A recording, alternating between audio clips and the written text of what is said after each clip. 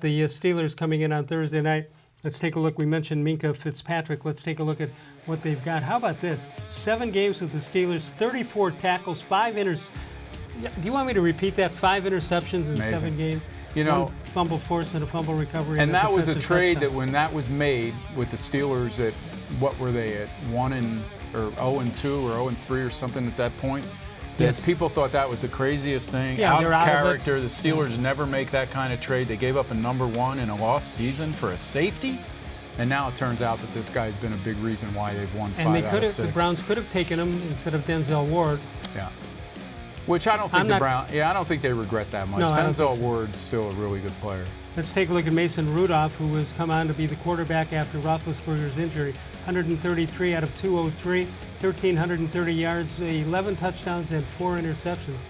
That's pretty good. That's just, you know what that does, Bud? That just shows you what a great organization the Pittsburgh Steelers Yeah, and are. that's what it. And I know people don't like to give him credit, but they can't deny that. You know, the other organization obviously is the Baltimore Ravens. I mean, the guys they lost on defense, you would have thought that, you know, they weren't going to be half the team they are this year because Lamar Jackson's not a pure passer, and they've revamped that offense. The defense is playing well, and now they're 7-2, and these guys have a winning record, which I didn't think I would see after their start. Yeah, it's unbelievable. 216-575-0403 is the number to call. All right, let's go. James Conner, we'll take a look at him. Supposedly he's going to play, according to Mike Tomlin. 97 carries, 380 yards, 4 rushing touchdowns, 29 receptions, and good for 236 yards and a couple of receptions for touchdowns. And I think he had 2 huge games against the Browns last year, if I remember correctly, and I usually don't remember correctly. But you remember. Yeah. Got to remember something. One of the great names in not just football, but in life, Juju-Smith-Schuster. Let's take a look at what he has done this season. 36 catches, 503 yards, 56 yards per game, and 3 touchdowns for him. You know, I mean, can you imagine the Cleveland Browns going into a season in which they lost Odell Beckham Jr. and Nick Chubb over the offseason, and then lost Baker Mayfield in the first game of the season? And what would their record be?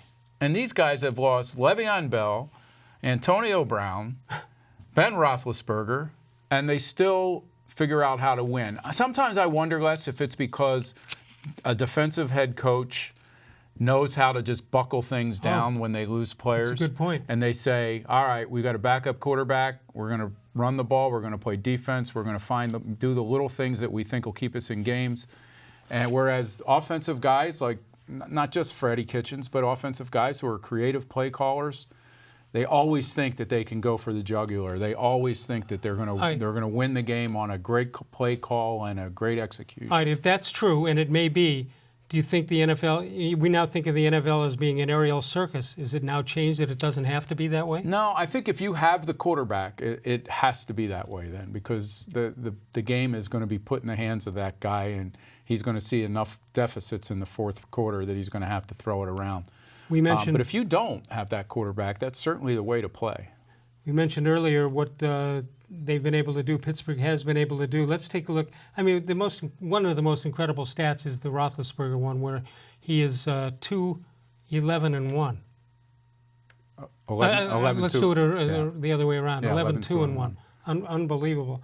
With winning more games than any quarterback for the Cleveland Browns in First Energy Stadium. The last time